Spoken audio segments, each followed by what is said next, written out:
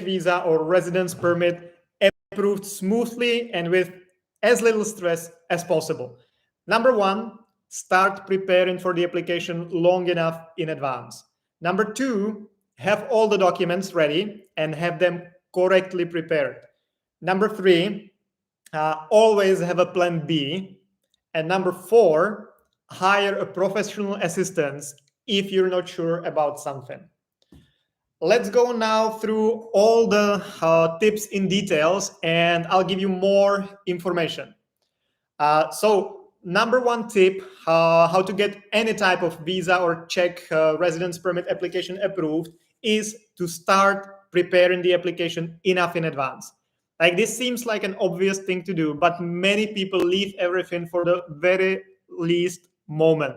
And that's very risky, very dangerous, and it can basically destroy your whole application. You can apply for most of the visas or residence permits up to 3 to 4 months before the current one expires or before your planned arrival. So you have enough time to start the application. And given that some of the documents can take a very long time to get, for example, if it's your first application and you need to get your police clearance certificate apostilled, super legalized, translated into Czech. If you're already, for example, in the Czech Republic and you want to apply from here, and you need to get this document from the country of your origin, that can take a couple of weeks. If you're Canadian, it will take like 2 months and it will cost you a lot of money. Or if you need to get proofs of no debts from the Social Security, healthcare, all those authorities have 30 days to issue those documents. So it's not like you decide today and you can go apply for whatever type of application tomorrow. The whole preparation phase usually takes a couple of weeks, up to a couple months, depending on the case, type of visa you apply, and your nationality and other things as well. So you need to start preparing the application enough in advance, and enough means like at least 2-3 months in advance. So number two tip, how to make sure that your application is approved smoothly and with as little stress as possible, is to have all the documents which are needed for the application and have them properly prepared. Because the thing is that if you're already in the Czech Republic and you're either extending your stay or you're changing the purpose of your stay, you can in theory submit incomplete application. That means that you can in theory give them just the application form filled in and the revenue stamps, the fee for submitting the application. And the ministry must accept such application. But first, this doesn't apply if this is your first application through a Czech embassy. If this is your first application and you go submit the application to the Czech embassy and you don't have all the documents completely, or they are not 100% correct, the embassy can refuse to accept such application. So that's one very important reason why to have all the documents properly prepared and have all the documents ready. If you're in the Czech Republic, as I mentioned, you can sometimes submit incomplete application and the ministry must accept it. On the other hand, it's still not really good way to go, because first you will show the ministry that you didn't care about the application at all. You had like 3 to 4 months to submit the application before your current expires, and you left it for the very last moment and you submitted it incomplete. So that's a very bad sign already from the beginning. Second thing, it will for sure delay the process, the approval process, because if the ministry doesn't have all the documents or if they are incorrect, they can or they have to issue a letter for you saying, okay, this is missing, you need to provide these and these documents, and you have two weeks or 4 weeks or whatever to bring the documents. So they give you time to repair or correct the application, but during that time, the 2 weeks, 4 weeks, the application process is stopped. So they're not working on it. So you're losing time. So if you submit incomplete application, then you're losing time and the approval will take way longer. The same with submitting incorrect documents or not really perfect documents, because again, if the documents are not correct, the ministry will need to issue the letter for you, and then again the process stops. So that was a tip number 2. Tip number 3, that's always have a plan B. That's very important, especially if you're doing things like changing the purpose of your stay, or if you're applying for something which is not like 100% sure that will work out. Because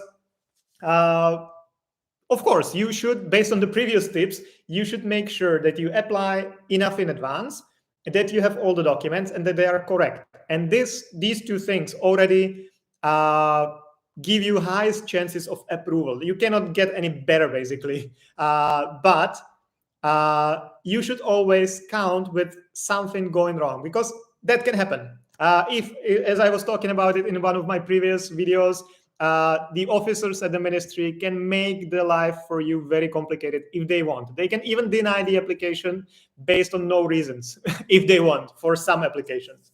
And you don't want this, of course. And you do everything possible to avoid this. But it can still happen. And you should always have a plan B. So you know, okay, this happens. What do I do next? If you don't have it, you're adding yourself a lot of stress, and very unnecessary stress. And tip number 4, if you want to get your application approved smoothly and hassle-free, stress-free, hire someone experienced to help you with the application. I don't necessarily mean like taking care of the whole application process, which I still think it's the best thing to do, but at least have someone check the documents before I get live again. Okay, I'm live again, sorry. So before you go to the ministry or to the embassy, have someone experienced check your documents. You'll pay some fee for that, of course, but you can avoid plenty of unnecessary problems and delays and denials and stress.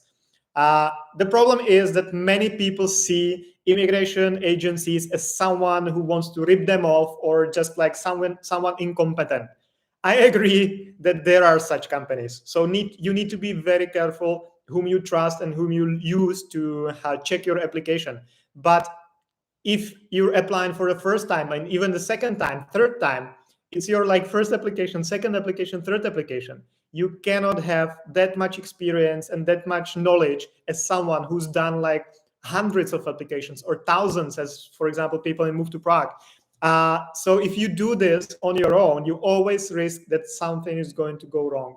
If you speak with someone who's more experienced, even if they confirm that everything is fine, you can feel better. Or if they find some mistakes, or if they can give you some tips, you increase your chances of approval very significantly. So this is the reason. Of course, be careful. There are some agencies which kind of did the same thing. They got their own visas, and now they think that they can give advice to people. So be careful who you're hiring. But definitely, I recommend hire someone either for a full process to assist you, or to just check your documents before you go to the embassy or to the Ministry of the Interior. It can save you a lot of headache. Okay, guys, so that was the official presentation part. Now, if you have any questions, for those of you who are watching here, if you have any questions, please ask them now. Otherwise, I will finish the stream, and then I will go live on my TikTok in 13 minutes at 6:30 today. And I'll be answering questions of all types there. The TikTok stream, the live stream is called, sorry, I have a dog here. You can see that it's live, and he's doing some strange things. So I'll go live on TikTok in 13 minutes, and I'll be answering any types of questions there. The live stream is called Ask Me Anything, and I actually did the first one like a week ago, and it was amazing. It was huge for me because it was my first live stream on TikTok. When I reached 1,000 followers there, that unlocked the ability to do live streams unlocked. And I tried the first one, and I didn't know what to expect because I've never done it before, and I'm not familiar with the platform. I don't know how many people would join. So I thought, okay, let's try it for 10 minutes and I'll see how it goes. And then I spent 45 minutes talking to you, answering your questions about immigration, about everything. So guys, if you have time now, I'll be starting the live TikTok stream in 12 minutes, 6:30 today. Join me there. I'll be happy to answer all your questions there as well. Hopefully this was helpful. Please follow me, like me. I'm everywhere on LinkedIn, TikTok, Instagram, YouTube, Facebook, everywhere. So if you like my work, if you need any help with immigration matters, get in touch, like me, follow me. I really appreciate it because it gives me the fuel to go and shoot more videos, even if I don't feel like that. Thank you. Nice seeing you guys. Have a lovely day.